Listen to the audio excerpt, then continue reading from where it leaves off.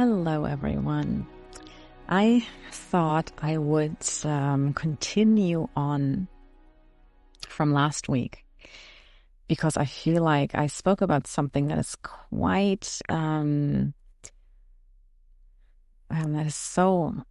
can be developed, that we can further talk about. So last time, in case you forgot or you haven't listened to it, just in a nutshell, I spoke about how we put a lot of things in the way of love.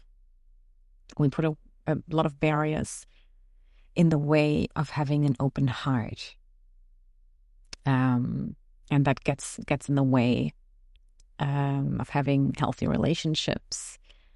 It gets in the way because we look outward to our partner to make us happy instead of looking internally and getting rid of all the garbage we've collected over the years.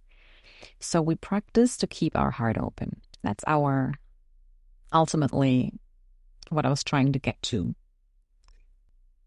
Okay, so now our heart is open, or at least we know what to focus on. We look inward. We're working on ourselves every day. And now what? Now what do we do? What's the next step? Or, is that it? And yeah, basically that's it. So what can happen now? And this is what I wanted to talk about. What can happen is we now see things as they truly are. We can see our partner as they truly are without the veil and the, muckiness of our fears and manipulation and, trying to control. Because people, they always show us who they are. They always show us exactly who they are. We just don't look and we don't listen, or we don't want to see. And then we start manipulating and we start, doing things and coming up with excuses. So we don't see people because of our, mud, because of our stuff. But when we open our heart, it means our mind is still. When the heart is open, the mind is still. And that is when we can clearly see what is unfolding around us and within us. And that also then lets us act from love, which, means we are kind and compassionate, understanding, and we're able to listen deeply, to see the other person, how they truly are, because we see ourselves also as we truly are. We can provide a space where others can be themselves, where others can show themselves. And it is not a manipulative space. It's not like, I'm going to, be empty and give the space and now I'm going to catch you. No, there's no catching out anyone. It's just, I'm empty and you are safe to be yourself. That's it. And people, they can't hide from your light, from this light that comes through you when you are quiet, when you are still. People can't hide. And now when you see everything as it is, without the mind getting involved and building stories and judging, you can make decisions. And when your heart is open, you don't really make decisions. They just happen gently, and you can now see very clearly if you want your partner in your life or not. There's this misconception that if you're spiritual and you love and accept everyone, that you're quiet and sweet and you don't really have an opinion and you just allow everyone to be who they are and you take it all, right? But that's not how it is at all. Spiritual people are quiet, but they're quiet inside, not outside. So being silent or still on the inside, we can see what's really happening. And from here, we can set beautiful boundaries that keep us in harmony with life. And I'm saying beautiful boundaries because they're beautiful. It's nothing, I think sometimes people can think of boundaries as harsh and you have to protect yourself. But no, it's not at all. It's about harmony. It's a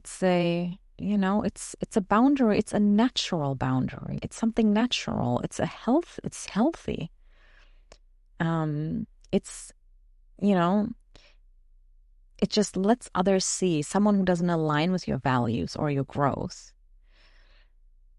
They don't have to be in your life. And these boundaries, they show yourself and others if there's space there for them. Because the other wouldn't want to waste their time either with you if there's no, compatibility. And so you can continue on your journey without people who don't resonate, and that doesn't mean that you take them out of your heart. You love them, but you love them from a distance. You can be spiritual and you can still break off a friendship or a marriage. Being spiritual doesn't mean that you're a doormat and that everyone can do whatever they want. No. But the difference is that when you're spiritual, when you're working on having an open heart, you do these things. You break off a marriage or a friendship with love and with compassion, with great compassion. It's like, I'm on this path and we can see that you are not. And we're heading in completely different directions. So we can now gently, with love, part ways, and you wish the other well. There is no ill will, We need to understand that loving unconditionally doesn't mean that we endure abuse or violence, not at all. Unconditional love it's so much greater than the unconscious games that the mind plays. You can allow someone to continue with their abusive behavior without judging them. You understand why they're doing what they're doing, or saying what they're saying. You can understand that underneath that is pain. There is suffering. There is an unconsciousness. There's a karma. There's something that needs to be worked out and worked through. And there's space for that. There's a lot of space for that because it is happening a lot in a lot of people. And that is okay. We're not here to judge that.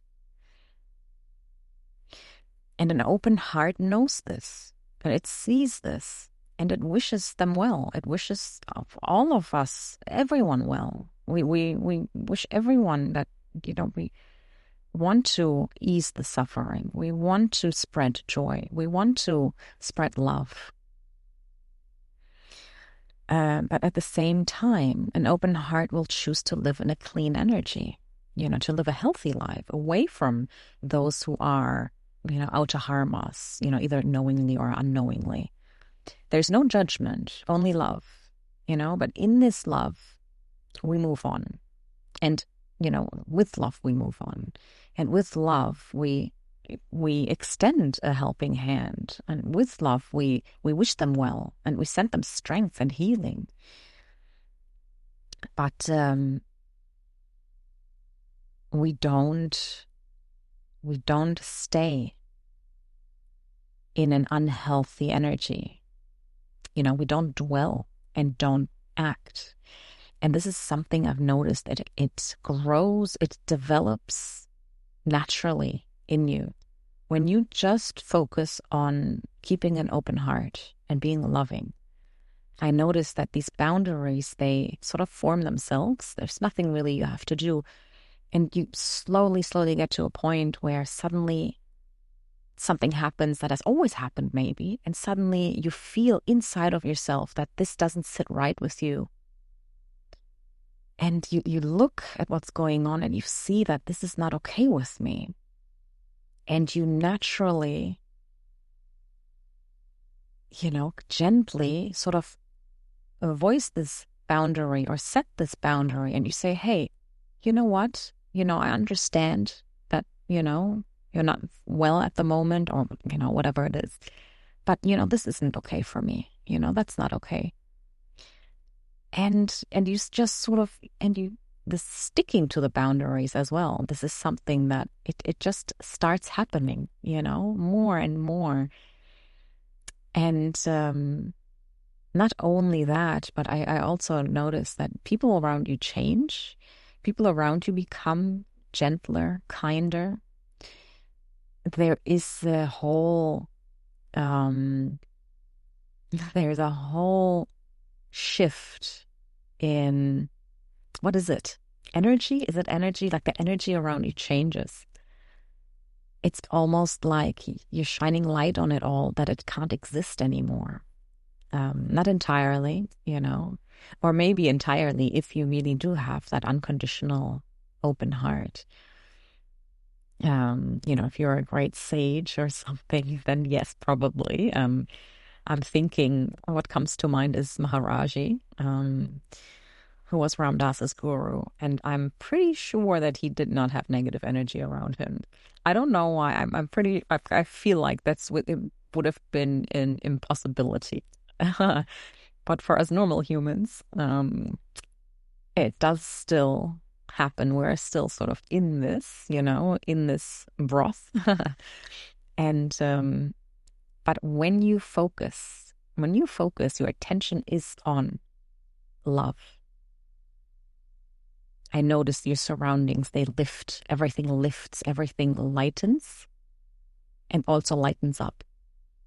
And this evilness of the world can't really survive, which I love. It's incredible, And so, yeah, I just wanted to talk about that. I wanted to say that because I feel like a lot of people may think that, maybe when I'm talking about just, keep your heart open and accept and love unconditionally, it means that, spiritual bypassing. We just don't pay attention to anything and just accept it all the way it is. It's sort of like not really facing it or not really feeling it, not really, being aware of what others are doing and just allowing them to be who they are and allowing, bad behavior to happen. But no, it's not like that at all. Apart from that something magically changes, you not at all. You become so clear that it's the easiest thing to suddenly have these boundaries that are very natural and very gentle and loving, and they protect you and they protect others.